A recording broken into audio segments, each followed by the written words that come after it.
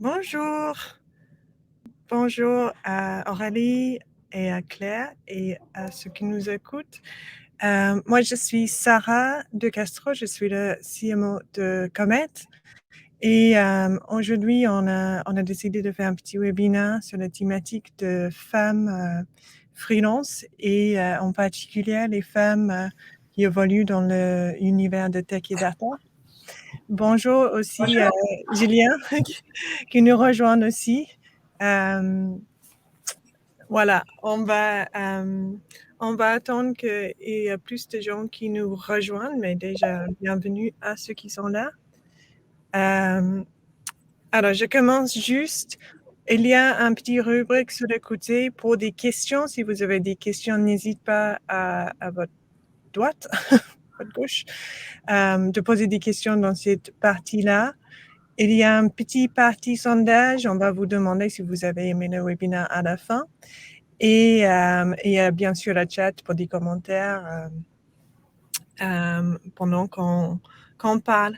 Je profite juste pour faire une petite présentation de Comet pour celles et ceux qui ne connaissent pas. L'écosystème Comet regroupe les meilleurs talents tech et data et représente aujourd'hui plus que 10 000 freelances en Europe, principalement en France. Et nous, notre objectif, c'est de vraiment offrir les meilleures conditions de travail à tous nos experts tech et data. Et pour que vous pouvez travailler avec toutes les entreprises les plus innovantes en Europe dans ces domaines-là. Alors, je vais laisser la parole à ces trois femmes. Oui, femmes, parce que c'est les thématiques, qui travaillent dans le tech et data et qui sont freelance, parce que c'est un statut qui peut apporter des défis et des avantages autant plus en étant femme. Moi, je crois personnellement que c'est un sujet. Moi-même, j'étais freelance pendant 6-7 ans et ça m'a beaucoup arrangé par moments et ça m'a beaucoup posé pas des problèmes, mais des incertitudes par autre moment. Et en fait, j'ai trouvé quand même mon équilibre, mais par moment de ma vie, j'étais très contente de passer en CDI pour d'autres raisons. Alors, c'est toujours fluctuant pour certaines personnes par rapport à l'étape de la vie. Mais j'aimerais bien que aussi spécifiquement à ces postes tech et data, avoir un peu d'infos de vos parts. Alors peut-être je vous laisse vous présenter. On peut commencer peut-être par Aurélie, un peu qui tu es. Oui, merci et bonjour à tous. Donc moi, je suis Aurélie Pou, je suis freelance depuis un peu plus de 3 ans maintenant. Et mon métier, c'est de travailler, d'aider les entreprises dans leur transformation digitale. Je suis experte sur des outils de marketing automation. Et voilà, j'aide les entreprises sur la partie stratégique, mais aussi opérationnelle pour mettre en place des campagnes marketing et voilà, paramétrer les outils. Merci, bienvenue. Et toi, Claire? Alors, moi, je m'appelle donc Claire et je suis cloud engineer. Donc, je travaille. Alors, j'ai créé la boîte il y a 6 ans maintenant. Là, j'entame la 7e année, enfin, septième année comptable. Et du coup, donc, je suis cloud engineer ou DevOps. C'est les gens qui sont tout au bout de la chaîne qui permettent de monter les infrastructures pour que toutes les applications qu'on connaît, tous les sites internet puissent fonctionner correctement. Et du coup, je suis spécialiste, on va dire, cloud, enfin spécialisée sur le cloud, sur Amazon et Google principalement. Et voilà, puis ça fait. Alors au tout début, moi j'étais en portage salarial pour commencer. Enfin, j'étais salariée comme plein de gens au tout début. Je suis passée une petite période de portage salarial, puis après j'ai créé l'entreprise et voilà, départ pour la 7e année 2022. Bien. Et Julien? Oui, donc eh bien moi j'ai créé mon entreprise Easy Run Office en 2020. C'est une entreprise qui vient en aide aux TPE, PME sur toutes les parties administratives, comptables, RH et paye. Et parallèlement, parce que je suis issue du milieu de la finance, où j'ai passé plus de 25 ans, donc je suis aussi consultante dans le domaine de la finance en tant que manager de transition ou spécialiste back middle office. Voilà. Donc, où je fais des projets ou alors j'ai encore des missions de management de transition. Voilà. Et moi, j'ai un peu pour commencer, Claire, tu as déjà un petit peu répondu, mais est-ce que vous pouvez partager un peu le moment de aussi, c'est un moment de choix de se dire oui, je veux être freelance, je veux plus être en contrat. Est-ce qu'il y avait un moment de déclic ou est-ce que c'était comme Claire un passage par le portage? Comment ça, quel était le déclic? Aurélie, peut-être un peu commencer par toi. Oui, moi le déclic, il est arrivé après 12 ans, on va dire, de carrière en tant que salarié. Et j'arrivais à un stade où voilà, j'étais frustrée par plusieurs choses. Peut-être le manque de valorisation en interne, euh, que ce soit dans les ressources qu'on pouvait m'attribuer ou pour atteindre mes objectifs, ou bien même le salaire. Voilà, et donc du coup, après de grosses réflexions, j'ai décidé de franchir le cap. Et comme Claire, j'ai commencé par une étape de portage salarial pour sécuriser cet aspect financier. Et en même temps, voilà, prendre le risque et me lancer pour pouvoir être plus libre et mieux reconnue, voilà. Et en fait, on va parler de ça un petit peu après, mais juste pour clarifier, c'est cette manque de valorisation et cette impression oui, de pas être valorisé, c'était lié pour toi avec le fait que tu es une femme ou c'était les entreprises en soi, les dynamiques des entreprises en soi qui te fait vivre ça? Oui, un peu tout, mais effectivement, j'ai travaillé pour plusieurs entreprises avant, et je dirais que c'est un mix entre la culture d'entreprise et effectivement notre place en tant que femme, surtout à certaines tranches d'âge. Voilà, donc oui, il y a eu un moment, un summum de frustration, voilà, à l'arrivée du premier enfant, et puis oui, de voir effectivement cette différence qui perdure, hein, malgré tout, mais on la sent un peu moins quand on est freelance parce qu'on a plus de liberté, de choix, de mission, euh, de budget, voilà. Et Julien, je peux te demander la même question. Est-ce qu'il y avait un moment de déclic? Est-ce que c'était un choix? Ça a passé par quoi Alors, moi aussi, c'est pareil, j'ai eu un grand moment de réflexion. Hein. Ça faisait une bonne dizaine d'années que j'hésitais, je me tâtais, qu'est-ce que je fais? J'y vais pas, etc. Et il y a eu un plan de départ volontaire au sein de l'entreprise, de la dernière entreprise dans laquelle j'étais, et j'ai décidé de le prendre. Voilà. Et je me suis dit, c'est l'occasion que jamais de me lancer. Et ça a vraiment été une aventure très forte en challenge. Et je me rends compte aussi que le fait d'être une femme dans le domaine du freelance, on vient nous chercher. Alors moi, du coup, je cumule tous les trucs. Donc, il y a eu les enfants, il y a eu là maintenant, c'est les tranches d'âge. Je travaille dans un milieu masculin. Le monde de la finance est lui aussi très masculin, et les femmes ont beaucoup de mal à se faire leur place, à se faire entendre et à se faire reconnaître parfois à leur juste valeur. Donc tous ces sujets-là ont été cumulés.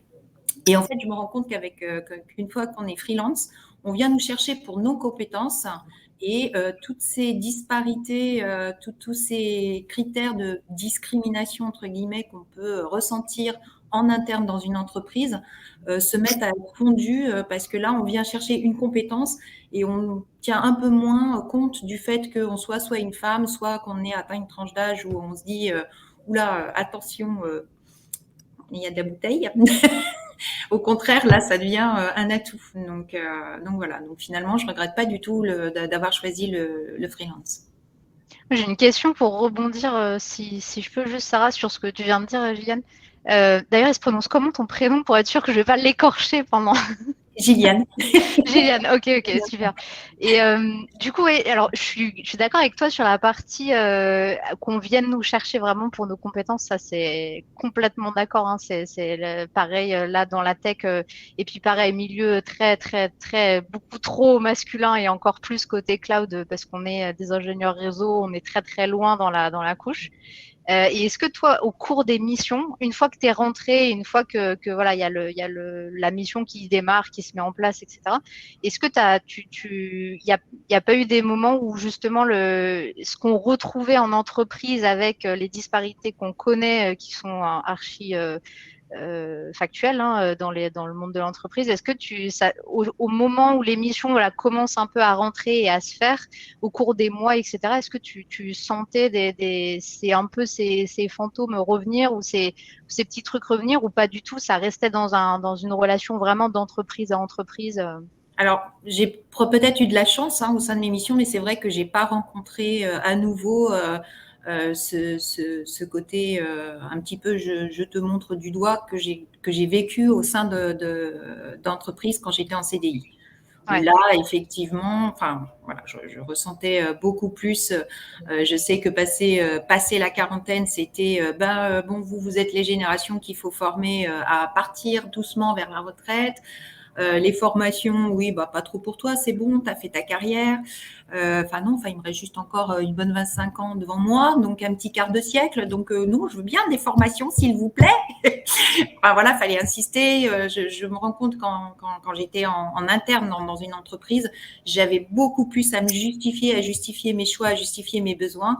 Que quand je suis freelance. Freelance, si je demande une formation, si je vais en formation, au contraire, on trouve que c'est bien, c'est valorisant, c'est fait pour la mission, c'est fait pour apporter quelque chose, contrairement à ce ressenti quand j'étais en interne où je me ressentais plus comme un centre de coût pur qu'autre chose, quoi. Ok, super intéressant. Moi aussi, j'ai juste une petite question par rapport à tes propos. Tout au départ, tu as dit être une femme était presque comme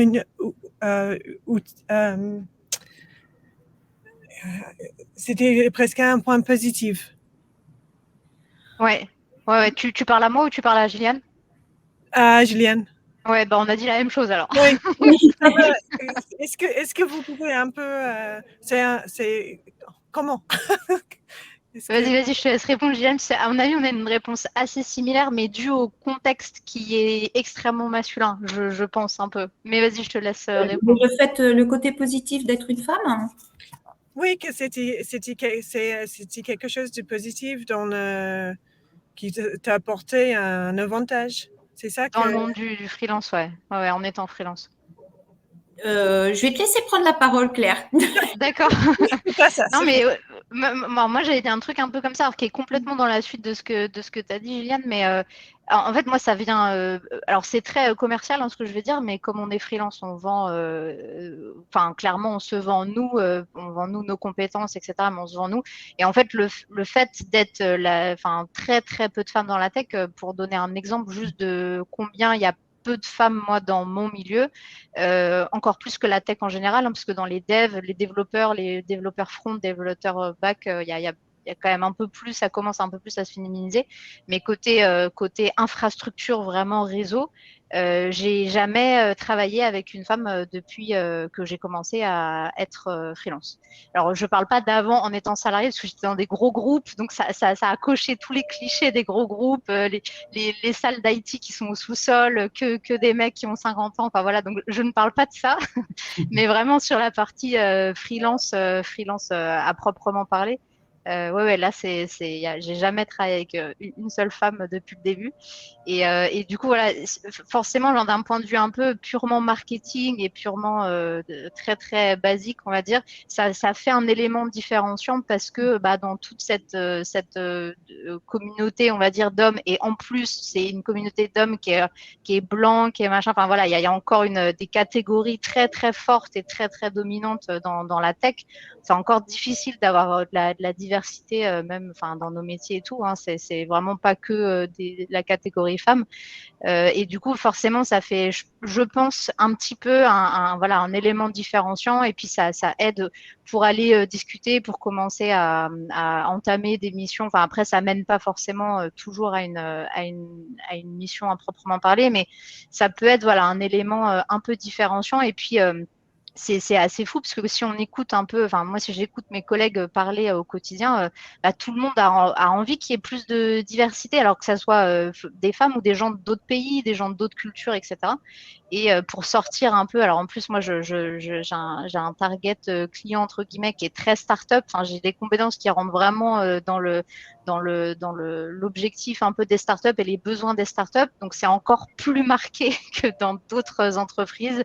Et du coup, si on les écoute parler, ils sont en général très, très ouverts à dire voilà, on voit d'autres gens, d'autres types un peu de façon de penser, d'autres sensibilités, d'autres approches qui sont cool en fait finalement pour tout le monde, que ça soit pour nous sur des minorités avec des gros guillemets, et puis de l'autre côté où c'est voilà le même type de profil et de gens quoi. Donc voilà, dans ce sens-là, je pense, un petit avantage. Ouais, c'était dans cette approche-là. Parce que si je peux juste demander, au-delà de cette différenciation, une valeur ajoutée dans le cadre de diversité, est-ce que en étant femme dans ces milieux-là, tu apportes vraiment une vision qui est un peu autre pour Bah, en fait, c'est plus. Alors après, je pense que si vraiment on regarde les différentes visions, etc., ça, elles viennent clairement de l'expérience passée qu'on a. Qu'importe qu'on soit orange, noir, jaune, femme, pas femme, enfin vraiment, je pense qu'après, la diversité au sens propre dans les équipes, il est hyper intéressant. Moi, j'ai bossé dans des contextes internationaux où là, on voit vraiment la différence. On voit des gens qui viennent de cultures complètement différentes, de pays différents, d'habitudes différentes. Et là, du coup, il y a une vraie plus-value à ce qu'il y ait ces voilà, différents points de vue. Après, une fois qu'on rentre dans le projet, enfin, je reste blanche, élevée dans le même environnement que les hommes que je vais rejoindre sur les équipes. J'ai le même background à peu près technique, on a à peu près les mêmes expériences. Donc là, pour le coup, je pense que il n'y a pas. Et puis c'est très cliché. Enfin, après, ça tombe vite dans le cliché de dire voilà, t'es une femme, donc du coup, tu vas apporter un truc un peu plus artistique et tout.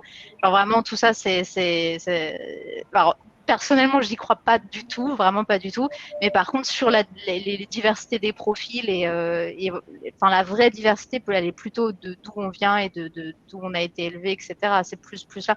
Après, être une femme dans ce contexte-là, là, ça change pas grand-chose. J'ai le même background à peu près que les gens que je rencontre après ou avec qui je travaille, quoi.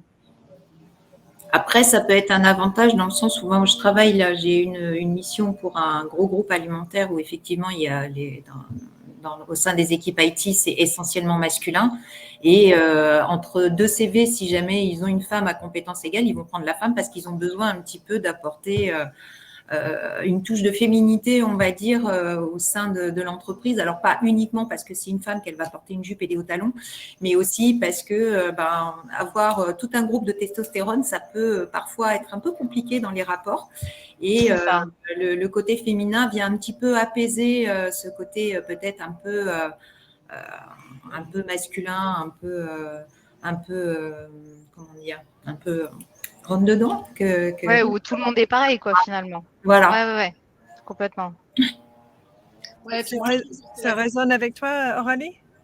Ouais, complètement. Et moi, je rejoins tout à fait ce qu'a dit Viviane au départ, c'est-à-dire que c'est la combinaison, je pense, voilà, femme freelance qui est intéressante, là où quand on était femme en interne salariée, voilà, on fait face parfois à des murs, à des obstacles, à des parcours qui sont difficilement atteignables comparés aux hommes, là où voilà, tout ça s'efface un peu quand on arrive en tant que freelance et que d'un coup, oui, nos clients recherchent des compétences. Ils ne cherchent pas une personne, ils cherchent des compétences. Et c'est là où, effectivement, notre parcours, nos compétences, nos connaissances, elles sont valorisées, qu'on soit un homme ou une femme. Il y a plus de, ça gomme toute la diversité, en fait. Il ne reste plus que l'expertise, l'expérience et les compétences. Et même d'un point de vue salarial, les disparités se fondent un petit peu, enfin même beaucoup, parce que autant dans le monde en interne, on a toujours des différences de salaire importantes hommes-femmes, autant quand on est freelance, il y a un TJM qui est moyen sur le marché, et c'est ce TJM-là qui est appliqué, et j'ai jamais rencontré... alors, je ne sais pas si ça a été votre cas à un moment ou à un autre, mais moi, personnellement, je n'ai jamais rencontré ni même discuté avec des freelance femmes qui m'ont dit, ah bah tiens, on m'a dit que parce que j'étais une femme, mon TJM serait moins élevé, quoi. C'est aussi un avantage à être freelance.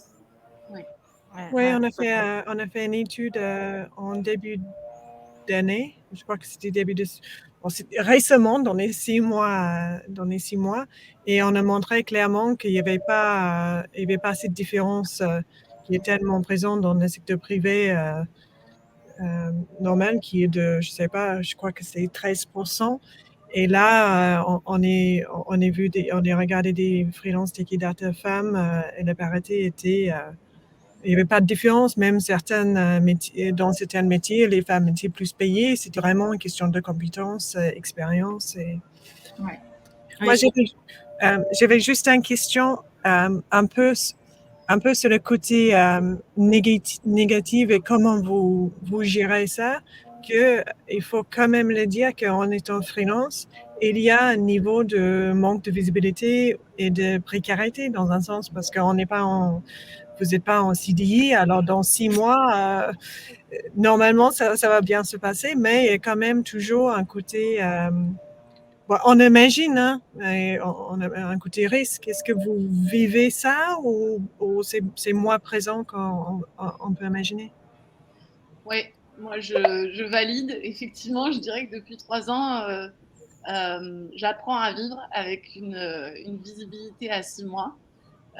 Donc effectivement, c'est inconfortable parfois, et c'est incompatible aussi avec certains projets parce que voilà, les banques ne font pas encore suffisamment confiance aux entrepreneurs et notamment aux freelances quand on est seul, voilà, pour acheter, etc. Donc ça rejoint ce que tu disais, Sarah, au début. Il y a des moments de vie où cette expérience de freelance, elle est plus la bienvenue que d'autres, mais n'empêche que tout ça, ça a un prix, et pour moi, c'est le prix de la liberté. Et pour moi, ça n'a pas de prix. Donc voilà, je préfère avoir 6 mois de visibilité seulement, mais avoir un confort de vie et la liberté de décision, d'action. Voilà, je ne sais pas ce que vous en pensez, Claire, Viviane. Ah oui, cette liberté d'action. Alors, certes, moi personnellement, je trouve que certes, il y a une certaine précarité dans nos missions. On fonctionne par période de 6 mois en 6 mois. On est limité en principe à 3 ans d'expérience au sein d'une même entreprise. Après, il faut trouver une autre mission. Ça, c'est des règles qui seraient bon de changer, mais là, on parle à un nouveau gouvernement, donc c'est un autre débat. Maintenant, quand on est dans le domaine de l'IT, l'avantage, c'est que le boulot, ça manque pas, et on retrouve quand même assez facilement des missions. Donc, je pense que quand on se lance dans le freelance, un des points importants auxquels il faut s'attacher, c'est que contrairement à un CDI, on va pas faire carrière toute notre vie dans la même entreprise. Notre entreprise, c'est nous, quelque part. Et c'est avec ce nous qu'on va devoir faire tout le long de notre carrière, mais c'est pas avec un client unique. Alors, il se peut qu'il y ait un client unique, mais bon, il va y avoir des rebondissements, etc., toujours à cause de ces histoires de limitation de contrat. Mais voilà, je crois qu'il faut vraiment garder ça à l'esprit quand on se lance en freelance. On aura plusieurs clients. Mais c'est aussi le côté, un des avantages du freelance, c'est qu'on va avoir une variété de missions, une variété de clients, on ne s'ennuie pas finalement. Et dans l'IT, surtout si on parle là comme en ce moment d'un sujet, les femmes freelance dans le domaine de l'IT, je crois que c'est un sujet qui pour le moment n'a pas vocation à être un domaine porteur de chômage, bien au contraire. Donc voilà, après oui, les banques sont toujours frileuses parce qu'elles se disent freelance, on ne sait jamais, mais bon, à partir du moment où on commence comme Claire à avoir 8 ans d'exercice, on peut quand même arriver à prouver à une banque, ben voilà, ça fait 8 ans que j'exerce, regardez mes bilans et finalement je vais bien, quoi. Donc il n'y a pas vraiment de sujet. Ouais, alors moi je suis pas dans ce cas-là parce que j'ai une double chance. C'est que j'ai un métier qui paye globalement très bien. On est très très bien payé dans la tech et je pense qu'avec les gens qui font de la sécu et après des gens très très spécialistes dans la tech, on est vraiment parmi ceux les mieux payés, celles et ceux les mieux payés. Donc ça, c'est un premier avantage déjà qui est non négligeable dans les missions. Et puis c'est surtout qu'on est dans la tech et encore plus dans mon domaine sur le cloud. C'est un secteur tellement tendu. Il y a tellement de demandes. Moi, par exemple, depuis le début que j'ai créé la société, j'ai jamais fait une seule seconde de prospection. Et du coup, je passe plus mon temps à dire non, je peux pas et pas répondre. Et puis obligé de dire non, je suis pas dispo. Je peux à la limite vous recommander d'autres profils, mais c'est vraiment le maximum que je peux faire. Et du coup, voilà, enfin là-dessus, il n'y a pas. Et puis pareil, j'avais fait le calcul la dernière fois et je crois que j'ai eu 2 jours d'intercontrat depuis le début de la société. Enfin, sans que ça soit vraiment soit des vacances où je me dis ok, là je prends des vacances et puis j'arrête, que ça soit vraiment un truc où le planning s'est mal goupillé et du coup j'ai eu 2 jours d'intercontrat. Enfin vraiment effectif depuis le début sur toutes ces années. Donc ouais, c'est une grande chance du fait du marché qui est extrêmement demandeur et du coup si on veut une mission, alors ça sera pas forcément la mission idéale, etc. Mais si vraiment j'ai besoin de travailler, ça il y a pas trop de soucis. Donc là c'est vraiment une double chance, mais je comprends tout à fait qu'il n'y ait pas tout le monde qui soit dans mon cas. On a vraiment beaucoup de chance dans notre secteur, quoi. Oui, je partage et puis surtout aussi, pas pour se lancer des fleurs, mais je pense qu'il y a les compétences et si elles sont là, effectivement, c'est On t'entend pas super bien, Aurélie. Je crois qu'il y a un petit problème de son. Je ne sais pas si Claire et Julien vous entendez Ouais, on t'entend un peu de loin. On t'entend un peu de loin, ouais. Ok, je vais essayer de mettre les écouteurs. Mais ça rejoint tout à fait ce qu'on disait tout à l'heure hein, sur voilà, le fait qu'on va chercher des compétences. Et ça, clairement, c'est vraiment le jour et la nuit. Enfin, moi, je l'ai encore plus senti parce que je venais donc de gros groupes, de grosses structures avec vraiment tous les clichés, comme je disais, qu'on peut cocher dans la tech.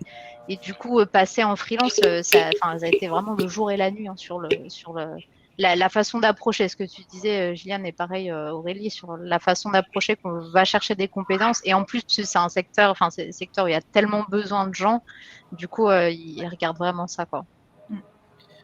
Moi, j'avais une question sur En fait, j'avais une question que j'ai envie de changer maintenant parce que j'avais une question un peu sur est-ce qu'il y a un charge mental qui est en plus qu'on est freelance?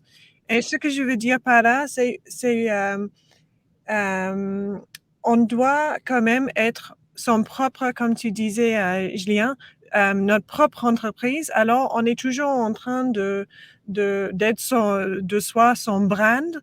Et alors, même si il y a un manque de talent comme pour toi, Claire, qui fait que on n'a pas besoin de chercher, on sent peut-être un peu moins cette précarité. En même temps, quand quelqu'un te demande, tu vas donner une référence pour qu'il trouve quelqu'un d'autre. Alors, on a une gestion de marque dans un sens qu'on n'a pas quand on est en CDI. Est-ce que ça résonne avec vous quand je dis ça ou je ne sais pas tout à fait capté? Qu'est-ce que vous en pensez?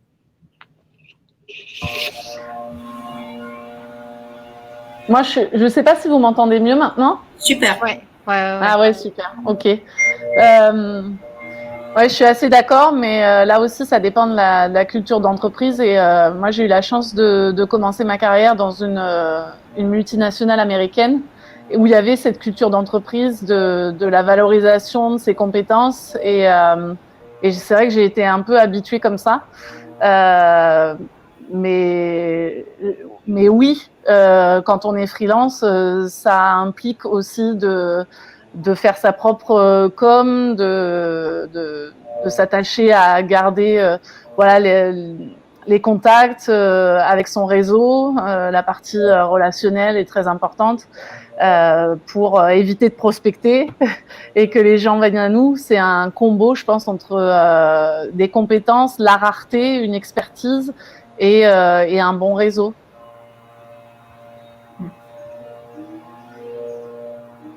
Je sais pas si pour vous ça a été la même chose, Claire, Gilliane. Ouais, complètement. Et c'est exactement ça. C'est l'exact combo que tu viens de donner. Ouais, pareil, c'est surtout le bouche à oreille. Alors même s'il y a plein de demandes entrantes et tout, le fait du bouche à oreille, des recommandations et tout au travers du network, ça a vraiment pas de prix. C'est impressionnant le ratio d'efficacité entre guillemets qu'il y a sur des projets qui sont cool, où on fait confiance, où ça se passe bien. Ouais, non, sur le réseau, ça c'est un vrai plus. Alors, je suis archi nulle là-dedans, mais en tout cas, sur les fois où c'est arrivé, les recommandations et tout, puis ça marche très très bien avec les années. Il y a quasiment plus que des missions qui arrivent comme ça, donc c'est très cool en plus. Après, quand on est freelance, il y a toute cette partie, au-delà de la prospection, il y a toute la partie gestion de l'entreprise, l'administratif, la comptabilité, voilà, qu'on connaît pas nécessairement avant d'avoir créé sa propre boîte. Et du coup, c'est là où des intermédiaires, des entreprises comme Comet aident vraiment, parce qu'on peut se décharger de toute cette partie-là. En tout cas, c'est mon cas. Parce que pour nous, le temps, c'est de l'argent. Ça se facture. Et du coup, tout le temps que je passe pas sur la partie administrative, facturation, etc., c'est du temps de gagner par ailleurs. Et donc de l'argent. Sinon, il faut faire appel à la boîte de Gilliane et c'est fini. Il y a tout qui est réglé. Parfait.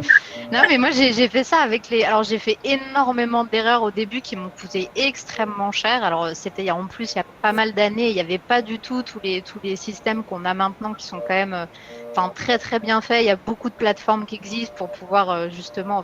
Moi, j'étais avec Malte au début qui s'appelait Upwork à l'époque et qui était vraiment le truc le plus basique. Il n'y avait pas du tout l'accompagnement qu'on a. Il n'y avait pas Comet non plus, etc. Et du coup, j'ai fait des énormes erreurs administratives au début qui ont eu du mal à être redressées. Et avec le temps, j'ai fini par faire exactement ce que tu disais, Gilliane, faire appel à vraiment des gens qui s'en occupent. Alors, c'est pas à 100% du tout, parce que moi, j'ai une toute petite structure, mais j'ai une personne qui gère vraiment toute cette partie, à toutes les opérations, quoi, tout ce qui n'est pas tech. Et du coup, comme tu disais, hein, le temps, là, c'est de l'argent et ça soulage. En plus, tu sais que c'est des professionnels qui s'en occupent.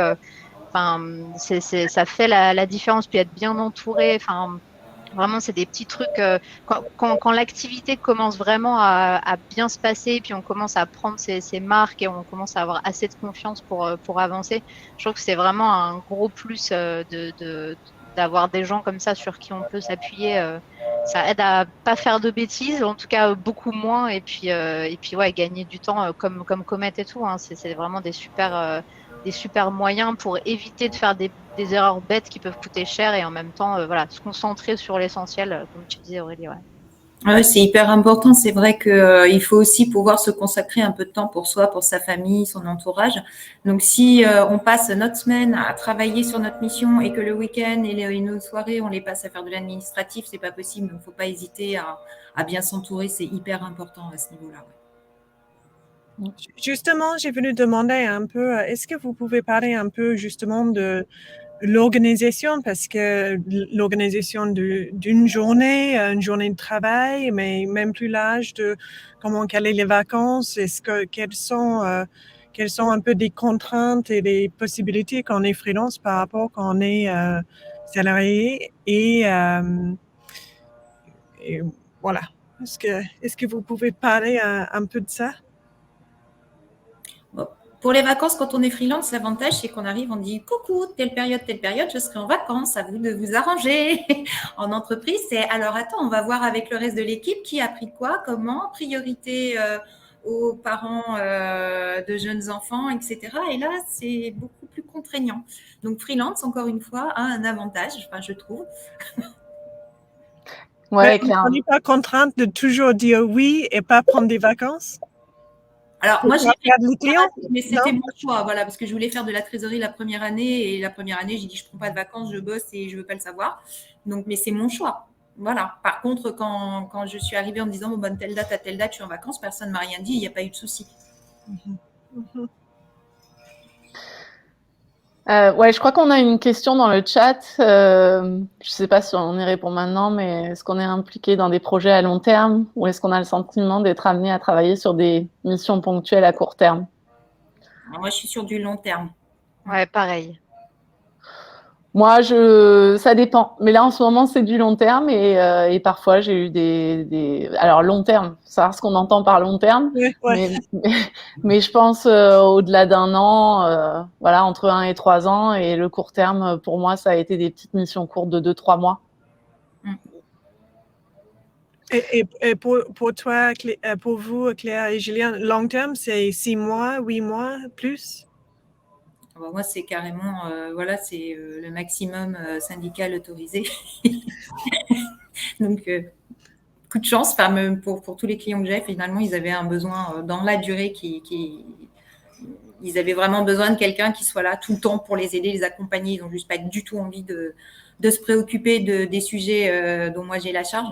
Donc, voilà, tant que je veux bien rester et tant que eux peuvent me garder, c'est le coup de chance que j'ai eu. Après, voilà, j'ai eu un coup de chance, ça ne veut pas dire que tout le monde a ce même coup de chance. C'est vrai qu'il peut y avoir des missions qui sont très courtes, mais d'un autre côté, c'est pas bien grave. Quelque part, comme disait Claire à un moment, bah, ça met un petit peu de beurre dans les épinards, et la longue mission, on sait qu'elle va arriver. Ouais, bah pareil Alors les missions peut-être pas aussi longues, mais c'est à peu près c'est 8 mois, 1 an en général. C'est des missions, sachant que ça fait des énormes budgets hein, quand même pour les boîtes, mais du coup ouais, en général c'est à peu près ça. Après, comme tu disais, Gilliane, il y a parfois des formations ou des sujets un peu plus qui sont plus courts dans le temps ou des besoins un peu ponctuels, etc. qui peuvent arriver, mais moi, c'était très le cas au début. C'était pas mal le cas au début quand j'ai commencé, puisque bah, je sais pas trop ni comment te positionner, ni puis en plus le secteur que je faisais il y a quelques années, vraiment c'était le tout début en France. Enfin, c'était le démarrage de tous ces sujets. Mais oui, donc au début c'était plus un peu d'audit, un peu de recommandations, un peu plus d'architecture, etc. Tandis que maintenant c'est passé plus sur de l'expertise, on va dire, de plus longue durée. Ça évolue aussi un peu avec les compétences qu'on a. Hein, je pense que c'est assez lié. Et puis il y a aussi eu la période Covid qui a été un véritable essor pour ce type d'activité, la tech. Ouais, nous ça a explosé, mais vraiment c'était impressionnant, vraiment impressionnant. Et vous travaillez tous les trois à la maison ou dans les locaux ou dans les bureaux? Mixte. Mixte. Moi, non, je travaille à 100% en télétravail. Après 13 ans de vie parisienne, j'ai migré dans le sud. Je suis basée à Montpellier depuis 6 ans. Mais je continue à travailler pour des clients à Paris, essentiellement. Et j'ai une petite fille de 5 ans. Et du coup,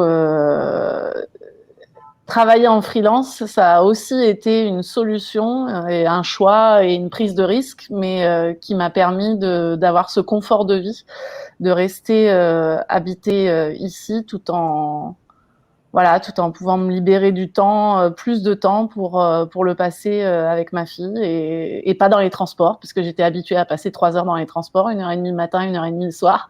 Oui. Et voilà, et là, je vais chercher ma fille à l'école et le soir, je profite d'elle et ça n'a pas de prix. Voilà. Et ça te manque pas quand même de vie de bureau ou au moins de voir des gens tous les jours?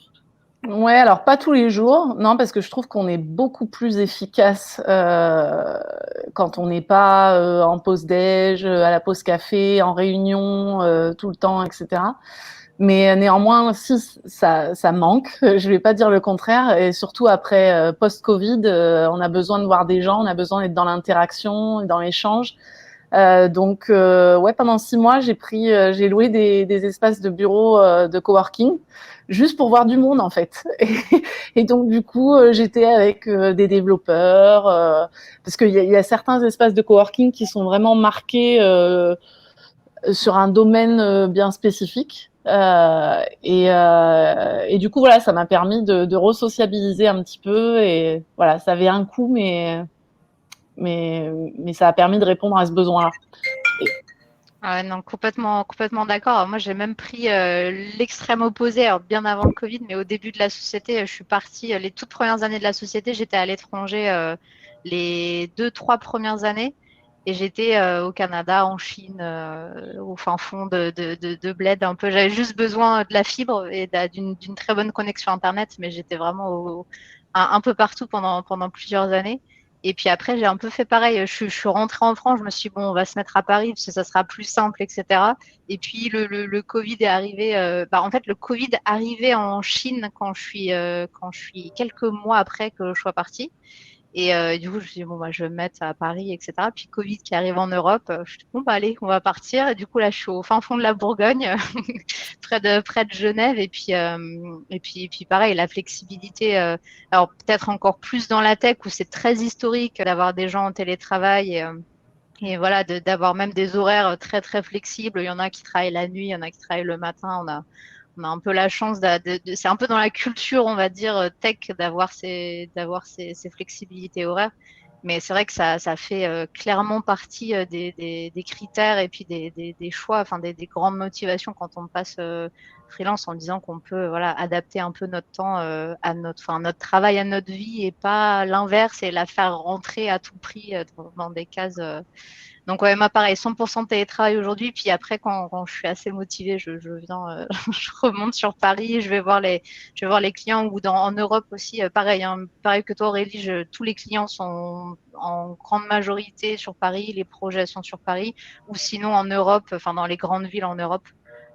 Donc même système de full télétravail. Et puis quand on vient ou voilà pour faire un peu les trucs, les cocher les cases un peu sociales. Alors moi le problème c'est que le Covid il m'a aidé, il m'a renforcé dans mon mauvais caractère de rester toute seule. Donc ça n'a pas aidé, mais du coup ça n'a pas été problématique du tout. Mais oui c'est vrai que ça après le Covid ça c'est commencer à reprendre un peu une vie, on va dire, sur site, etc. De temps en temps, ça fait du bien aussi, quoi. C'est cool. Donc, chacun peut trouver son équilibre unique avec le freelancing, mais il faut C'est juste ça. se ranger et C'est le choix, en fait, je pense, qui change par rapport à quand tu es salarié. C'est que vraiment, tu as le choix. Si tu as envie d'être sur site, tu vas sur site. Si du coup, le Covid a enlevé ce choix-là et du coup, c'était l'inverse. C'était pas non plus agréable, je pense. Mais le fait d'avoir le choix, tu dis si tu veux rester chez toi, tu restes. Si tu veux venir sur site, tu viens. C'est ce choix-là qui est vraiment hyper intéressant, quoi. Et qui au final est complètement adapté à l'état d'esprit du freelance, où tu lui imposes quelque chose, ça lui plaît pas, et où tu lui dis tu as le choix, bah finalement, voilà. Du coup, il fait son mixte tout seul comme un grand et tout le monde y trouve son compte. Ouais, c'est ça complètement. c'est 45. J'ai un peu une dernière question et après pour ceux qui nous écoutent, si vous avez des questions, de laisser dans le partie questions. Ma question c'est quel conseil vous pouvez donner à une femme qui hésite de faire une vie en freelance, qui est peut-être en CDI, qui dit ça me convient pas, mais j'ai peur, ou quelles sont des choses à éviter ou des choses à faire ou pas faire, ou même des petits tips pour cette femme-là qui se pose des questions. Moi, allez, je vais commencer, je me lance. Je dirais que quand il y a un doute, il n'y a pas de doute. Allez, voilà, sur mes petites phrases comme ça, mais avoir le tempérament, peut-être une personnalité un peu d'entrepreneuse, ça aide. Pas avoir peur de prendre des risques. Mieux vaut avoir, on dit quoi? Mieux vaut avoir des remords que des regrets, c'est ça? Donc, et puis, conjoncturellement, aujourd'hui, c'est le bon moment parce que justement, en sortie de Covid, plus que jamais, on a cette chance de pouvoir avoir plus de flexibilité, travailler de chez nous sans que ce soit, sans qu'on ait besoin de se justifier en disant, bah voilà, non, mais c'est plus facile pour moi parce que ceci, parce que cela. Donc profiter de la conjoncture actuelle et puis bien s'entourer, déléguer la partie administrative et la partie comptabilité et voilà, prendre des risques. Est-ce qu'il y a, Aurélie, pour finir, est-ce qu'il y a un truc à pas faire ou une erreur que toi tu as fait, tu dis, ah, si je savais.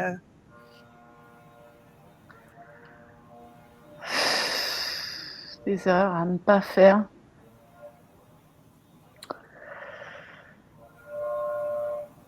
Je sais pas, je vais y réfléchir, je laisse Claire et Juliane répondre.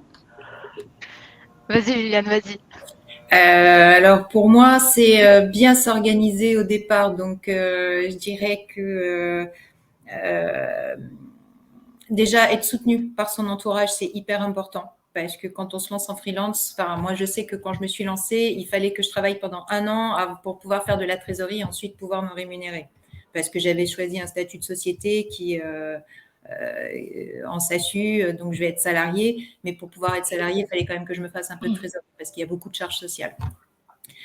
Donc, c'est une discussion que j'ai eue avec mon conjoint, avec mon mari notamment, et j'étais très soutenue. Il m'a dit non, vas-y, au contraire, je suis là, je te soutiens, et ça, je pense que c'est important parce qu'effectivement, on va être quand même dans un cadre de certaines précarités pendant 1 an. Alors, moi, comme j'avais un plan de départ volontaire, j'ai été accompagnée par Pôle emploi, donc du coup, un avantage, j'avais une rémunération quand même. Donc, ça, c'est bien. Par contre, quand on se lance, voilà, se dire que pendant 1 an, il ne faut pas trop s'attendre non plus à pouvoir tout de suite se dégager de la rémunération, c'est important. Et puis après, il faut bien se préparer à savoir faire peut-être une petite étude de marché pour savoir si nos compétences répondent bien à un besoin, parce que sinon, il n'y aura pas de mission. Et puis faire un prévisionnel financier pour voir, peut-être calculer son TJM minimum pour pouvoir vivre décemment, correctement, comme on l'entend par rapport à son métier. Sinon, il n'y a pas vraiment de regrets, comme tu disais, Aurélie, il faut y aller, il ne faut pas hésiter, il ne faut pas avoir de remords, quoi. C'est vraiment une belle aventure et si on est bien préparé en amont, si on sait qu'effectivement on a une compétence dont on a besoin sur le marché, allez-y, quoi. Restez pas en CDI, foncez. Ouais, complètement d'accord avec ce que vous dites et c'est un très bon truc, le test du TJM et de combien on vaut, etc. Surtout aujourd'hui avec des plateformes, typiquement sur Comet, on se crée un profil, on se met un TJM, on se met toutes les compétences qu'on connaît, puis on voit ce que ça donne comme on ferait sur le Bon Coin pour vendre quelque chose en vrai. Hein. C'est un peu la même chose en disant, ok, voilà, je vends tel truc, est-ce qu'il y a des gens qui répondent, est-ce qu'il y a des gens intéressés? Je pense qu'en quelques clics maintenant, on peut très facilement avoir une idée un peu de ce qu'on peut valoir sur le marché. Et puis, ouais, la préparation. Alors, moi, ça a été, je pense, que je suis l'anti-exemple sur ce truc-là, parce que j'étais pas du tout soutenue. C'était plus, mais non, là, ça va. Ne fais pas ça. Tu as des super, des super jobs dans des grosses boîtes. Tu peux très bien gagner ta vie, etc. Donc c'était plus l'inverse, mais du coup, comme c'est à l'inverse, ça donne quand même beaucoup de motivation aussi pour y arriver. Donc c'est aussi un autre moteur entre guillemets. Et puis après, il y a un truc vraiment bateau, mais je pense qui drive beaucoup et qui aide beaucoup, c'est juste écouter la petite voix quoi qu'on a, ce qu'on a un peu dans la tête, ce qu'on a un peu dans le cœur, et puis c'est ça, c'est toujours, c'est jamais évident de se lancer dans quoi que ce soit de nouveau, qu'importe, hein, ça peut être apprendre du vélo ou se lancer freelance, vraiment, ça peut être, c'est exactement la même chose. Mais si on écoute un peu ce qu'on veut et ce qu'on sait, même si moi j'ai commencé, je savais pas du tout quelle offre j'allais proposer, comment j'allais me positionner sur le marché. Tout ça, ça s'est construit avec le temps. Mais en fait, je savais juste que je voulais avoir la flexibilité de tous les arguments là qu'on a pu donner depuis le début. Je voulais vraiment avoir ça, sortir du schéma des gros groupes où c'était des modèles en plus où je me reconnaissais pas du tout. Il y avait vraiment un décalage entre ce que je faisais la grande majorité de ma journée et puis ce que j'avais dans la tête et ce que je voulais devenir à peu près. Et du coup, ouais, c'est plus se dire, OK, on sait pas trop où on va, parce qu'honnêtement, c'est très difficile d'avoir un truc hyper préparé, de savoir exactement, d'anticiper et tout. Je sais pas trop où je vais, mais voilà, je sais que vers cette direction-là, en tout cas, c'est ce qui me fait beaucoup plus vibrer que par exemple, là, salarié, pour reprendre cet exemple-là.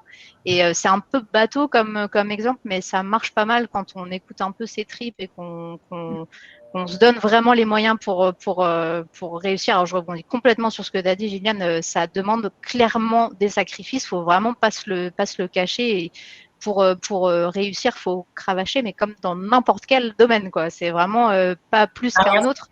Mais voilà, c'est ça, vraiment exactement la même chose. Mais si on se donne les moyens, et en plus, on a la chance en tant que femme, d'avoir déjà la société qui nous met tellement de poids sur les épaules qu'on a l'habitude d'être des battantes. En vrai, si on regarde par rapport à plein d'autres profils, on a vraiment déjà beaucoup de cartes en main pour très bien réussir en fait dans ces conditions-là. On est très très armé.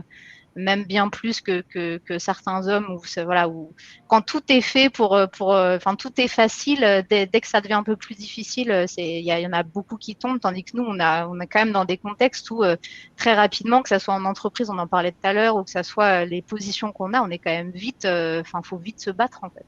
Et du coup là c'est toutes les cartes qui sont nécessaires un peu au début, et franchement c'est trop dommage qu'il n'y ait pas plus de femmes dans la tech et tout, ou même en global dans nos métiers en tant que freelance. Donc, ça vaut le coup. Faut pas se poser de questions, quoi, complètement. Et d'autant plus que de nos jours, on dispose de plein d'outils. Il y a des plateformes de mise en relation, que ce soit high-tech ou dans d'autres domaines spécialisés. Je crois que chaque domaine maintenant a ses plateformes de mise en relation. Et donc, après, il y a les réseaux comme LinkedIn, etc. Ça va très, très vite, hein. On forward un post, qui forward. Et puis, au bout du compte, ça crée un réseau, on se fait connaître. Et je crois que de nos jours, faut plus hésiter.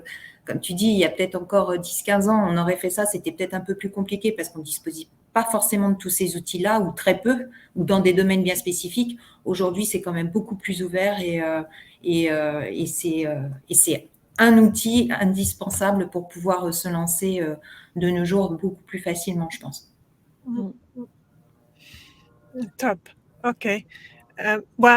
Merci beaucoup. Je ne sais pas si vous avez un dernier mot.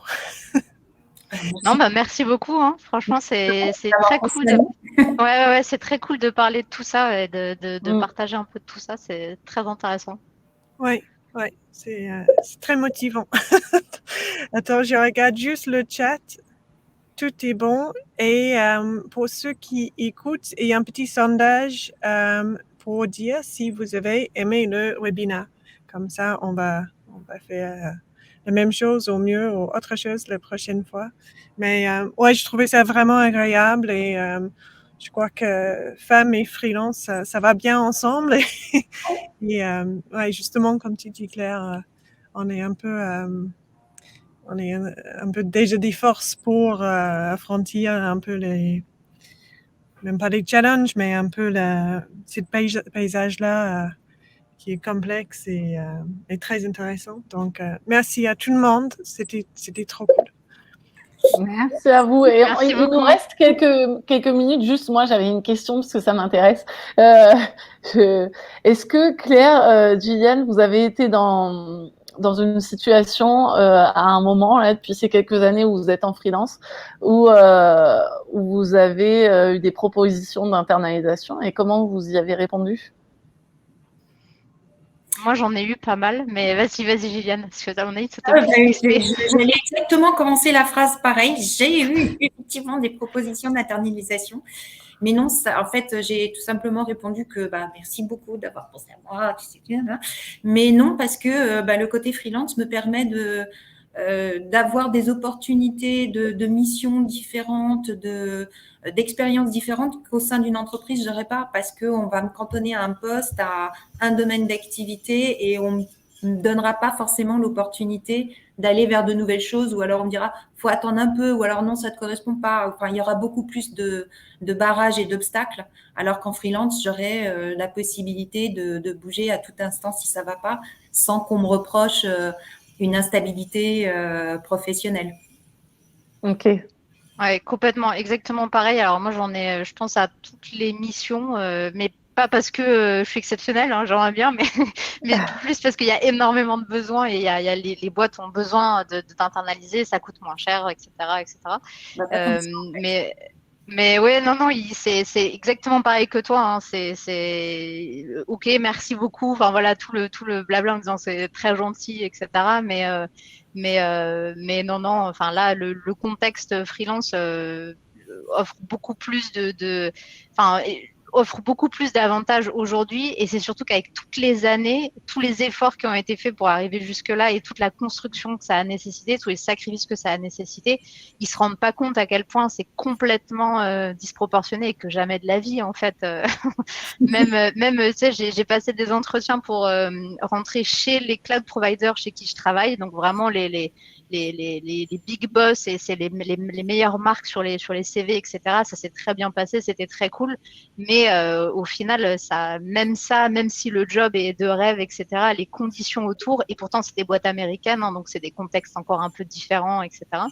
Mais même ça, par rapport à tout ce qu'on a pu construire, puis c'est du travail que toi t'as fait, que t'as modelé pendant des années, tu t'es donné et tout, etc. Donc c'est vraiment, c'est incomparable. Pour moi, c'est incomparable. Donc c'est un peu la réponse que je leur fais, un peu plus diplomatique. J'essaye, hein. J'ai travaillé avec les années la diplomatie, mais en tout cas, ouais, non, il y a pas de débat en tout cas sur cette question d'internalisation. Bon, merci, ça fait plaisir. On partage le même point de vue. Ok. Ok, c'est bon pour tout le monde? Oui, c'est parfait. Ok. Merci beaucoup en tout cas, Sarah. Merci beaucoup. Merci. Bonne journée. Bon après-midi. Au revoir. Merci. Bonne journée, merci.